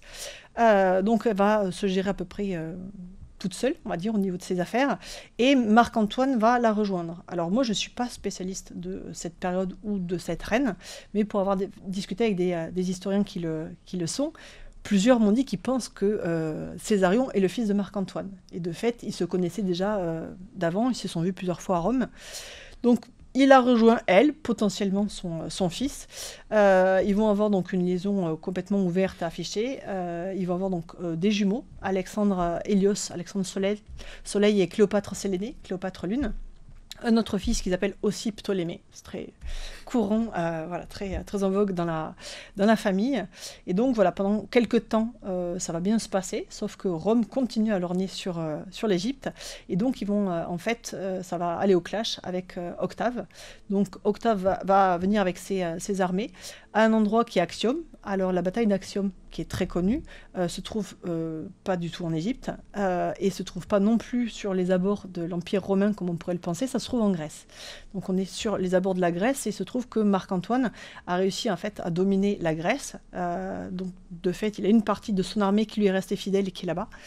Donc il va y avoir en fait un clash entre les armées romaines et une partie de l'armée romaine fidèle à Marc-Antoine et les armées de Cléopâtre. La bataille navale va se conclure par la défaite des armées égyptiennes et de Marc-Antoine. Les deux rentrent à Alexandrie, il y reste quelques mois et après c'est terminé, on ne sait pas ce qui se passe, mais les deux vont mourir. Alors là, il faut vraiment rappeler, parce que c'est important de le dire, les historiens de l'Antiquité, parce qu'on a beaucoup d'historiens qui nous ont parlé de la mort de Cléopâtre. Le suicide de Cléopâtre. Les historiens de l'Antiquité, ils sont payés pour raconter des histoires, pas l'histoire. La nuance est très importante. Le suicide avec le serpent, voilà. etc. Ce qu'on sait, c'est que Cléopâtre est morte. Voilà. D'accord. Vraisemblablement, il valait mieux pour elle qu'elle se suicide, puisqu'elle savait très bien ce qui l'attendait. Ce qui l'attend, c'est en fait le triomphe d'Octave. Ce qu'on appelle le triomphe, c'est en fait donc le général romain qui rentre à Rome, qui va faire un défilé dans le cirque avec ses troupes, et du coup les chefs ennemis, donc là en l'occurrence elle, donc sont enchaînés, ils font le tour, ils sont humiliés par la foule et ils finissent exécutés. Et donc elle sait, c'est sûr, elle sait qu'elle va avoir droit à ça, donc c'est très probable qu'elle se soit suicidée. Par contre, comment? On ne sait absolument pas. On a un historien, justement, il n'est pas historien, lui, il est géographe, Strabon, géographe grec Strabon, qui écrit 30 à 40 ans après la mort de la reine. Il y a des rumeurs qui circulent, mais on ne sait pas très bien comment la reine est morte. Certaines rumeurs disent qu'elle est morte par empoisonnement, d'autres par un serpent, mais on n'en sait rien. Lui, il n'est pas historien, il s'en fout, il n'a rien d'autre à dire, c'est plié en 2 mots, et ça s'arrête là.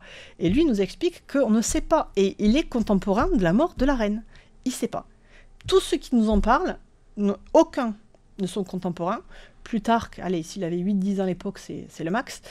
Aucun n'est contemporain, mais par contre, tous y savent. Et tous y savent avec des détails magnifiques. Et il y a vraiment une règle, c'est que plus il y a de détails, plus on s'éloigne de la réalité. Donc, nous, aujourd'hui, ce qu'on connaît, on va dire, au niveau du grand public, c'est donc le serpent qui aurait mordu Cléopâtre soit au sein, soit au poignet. En fait, on a quasiment une dizaine de versions différentes de la mort de Cléopâtre dans l'Antiquité.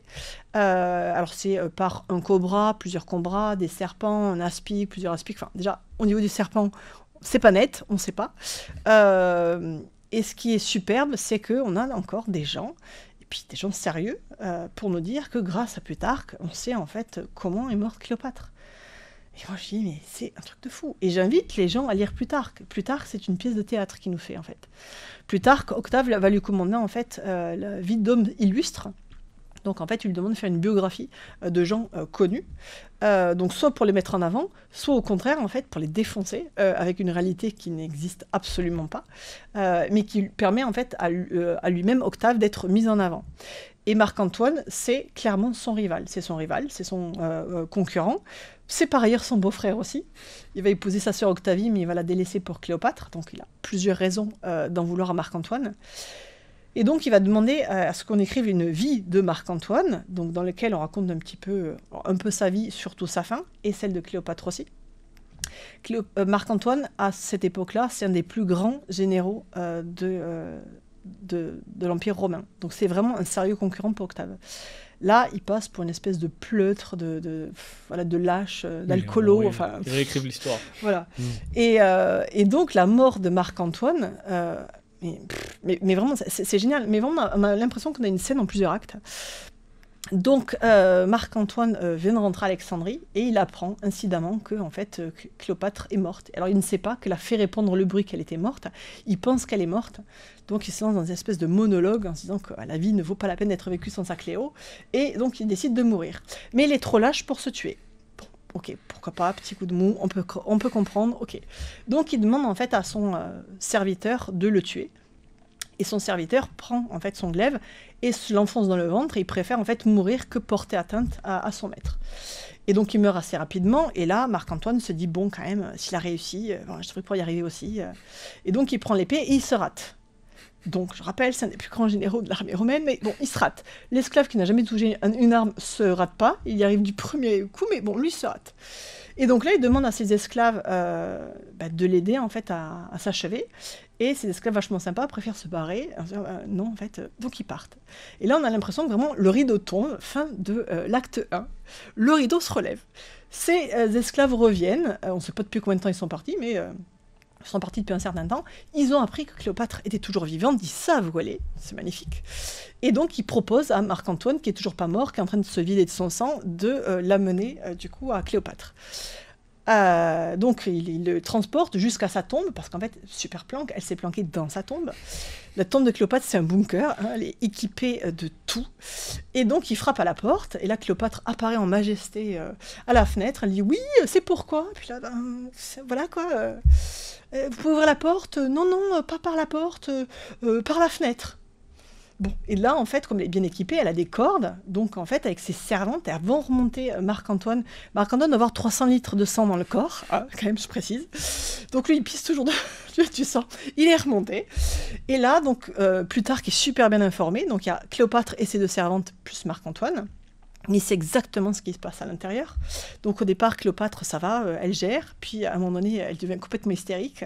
Et là, le pauvre Marc-Antoine se dit quand même, je peux pas partir comme ça en la laissant en plan, pas bien. Donc là, il se remet à parler. pour la rassurer. Et puis là, maintenant, on se dit, mais quand est-ce qu'il meurt, quoi? Ça fait des heures et des heures et des heures, il est toujours pas mort. Et puis à un moment, il s'arrête, tu lui dis, t'as pas un peu de vin là? Parce que j'ai soif là. Tu m'étonnes depuis le temps que tu parles. Et donc, si, elle a du vin aussi, donc elle lui sert du vin, il boit, il finit par mourir. Il se dit, ah, quand même. Et donc là, Cléopâtre se dit, bon, là, voilà, la vie ne vaut plus la peine d'être vécue, je vais me rendre à Octave. Elle sera Octave, mais Octave, quand même, se dit, Cléopâtre, je sais qu'il ne faut pas lui faire confiance, donc il briefe les gardes, il leur dit, surtout, vous ne la quittez pas des yeux. Et donc, logiquement, les gardes quittent Cléopâtre des yeux, donc on a l'impression que voilà, c'est la fin de l'acte 2. Tout d'un coup, ils écoutent à la porte, et là, on a un peu l'impression, c'est comme avec les petits, en fait, quand ils font des bêtises, tout d'un coup, on n'entend plus rien. On se dit, ouh, là, c'est suspect. Vraiment, on devrait entendre. Et donc là, ils s'écoutent, c'est bizarre, on n'entend plus rien. Donc ils ouvrent la porte, et qu'est-ce qu'ils voient? Ils voient Cléopâtre morte, parée de ses plus beaux bijoux, de sa plus belle robe, une servante morte à ses pieds, l'autre qui est vraiment pas bien, qui est en train de mourir, qui est en train de lui remettre sa couronne. Puis là, il y a un garde qui lui dit, mais quand même, Carmion, qu'est-ce que c'est que ce bazar? Et elle répond dans un souffle, ah, mais elle est tellement belle, et elle meurt. Tout va bien. Et donc là, il nous explique qu'en fait, voilà, c'est un aspic qui a mordu la reine, les servantes, ce qui est faux. Un aspic n'a pas assez de venin déjà pour tuer une personne adulte bien portante, et 3 encore moins. Et à la fin, il y a une petite note que manifestement beaucoup de gens sérieux qui ont commenté cet épisode n'ont pas lu. Alors, ça c'est une histoire possible, mais en fait, il y a plein d'autres variantes à la mort de Cléopâtre. Non, ils se sont arrêtés avant. Et donc, c'est cette histoire-là, en fait, qui a été reprise, et reprise, et reprise. Donc on nous sort dans les documentaires, qu'on nous sort voilà, un peu partout. Donc de fait, non, on a énormément de versions différentes. Et donc moi justement le sujet m'intéressait, donc j'en avais fait un article et puis une vidéo après sur le sujet. Et on voit qu'en fait, on voit qui a copié qui a changé quoi en fait dans l'histoire. Donc on en a un qui nous dit qu'en fait la reine, elle avait voilà, les cheveux qui étaient relevés avec une aiguille empoisonnée qui tenait sa coiffure et que du coup en fait elle s'est plantée l'aiguille dans le bras et elle est morte empoisonnée. Un autre qui nous dit qu'elle s'est mordu le bras jusqu'au sang et puis qu'elle s'est mis du poison et qu'elle est morte sans douleur. Moi, j'aimerais bien que le gars fasse la même chose, juste pour qu'on vérifie, en fait. Voilà, si la théorie et la pratique fonctionnent. Et donc, en fait, voilà, on a vraiment plein de variantes différentes. Pourquoi? Parce qu'on n'en sait rien.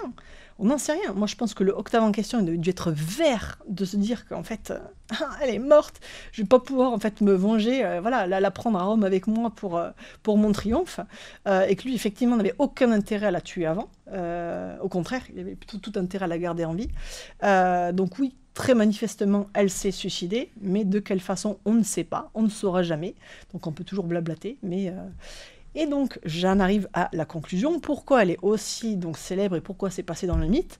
Parce que quand on a en fait commencé à traduire les écrits antiques, notamment à la Renaissance, cette histoire de reine exotique, égyptienne, orientale, un peu mystérieuse, qui meurt de façon tragique, ça a inspiré mais tellement de peintres, notamment, que voilà, on s'est lancé dans ces espèces de portraits magnifiques qui ne correspondent à rien, mais qui sont très très beaux par ailleurs.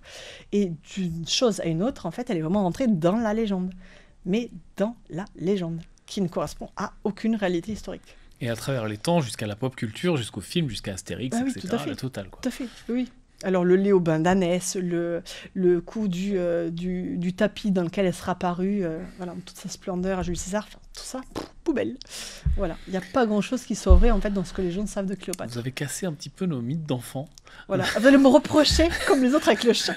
Je suis désolé, oui. Mais pour les gens qui nous regardent et pour y voir un peu plus clair, parce qu'on a à peine finalement gratté la surface il y a beaucoup de choses à dire. De tout ce qu'il y a à dire sur l'égyptologie, etc. Je vais mettre le lien à chaque fois comme je fais des différentes chaînes YouTube. Il y a 2 chaînes YouTube où vous expliquez un petit peu donc Néfertitube et voilà. Donc Néfertitube pour voilà plutôt enfants et enseignants et tout en K-tube. Et tout en K-tube. Voilà. Donc je mets les 2 en dessous si vous voulez vous perdre dans l'Égypte. Il y a beaucoup à faire. Merci beaucoup. Merci aux gens qui nous écoutent. Je rappelle qu'on est sur toutes les plateformes de podcast et sur YouTube tous les dimanches à 18h.